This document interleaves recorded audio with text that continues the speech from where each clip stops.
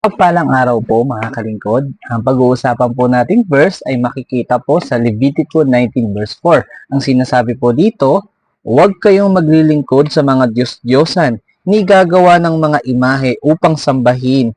Ako si Yahweh ang inyong Diyos.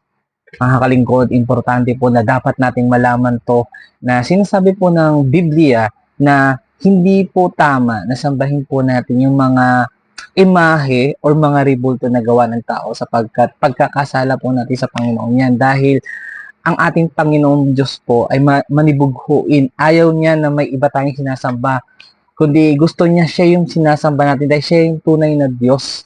Kaya mga kalingkod, importante po bilang isang tao, malaman po natin ang katotohanan na makikita po natin sa salita ng Panginoon upang hindi tayo mapahamak. Dahil lalo na sa panahon ngayon, napakadami sekta or maling paniniwala, lalong-lalo na sa mga pinaglilingkuran ng isang tao na hindi nila alam kung tama ba o mali yung pinaglilingkuran nila. Kaya importante po mga kalingkod na may alam tayo sa salita ng Panginoon at never po tayong maliligaw pag binasa po natin yung Biblia na talagang ginawa ng Panginoon para hindi po tayo naligaw sa mga maling araw, maling aral, maling pananaw at maling gawain. Kaya iba po ang may alam sa salita ng Panginoon. Mapagpalang araw po.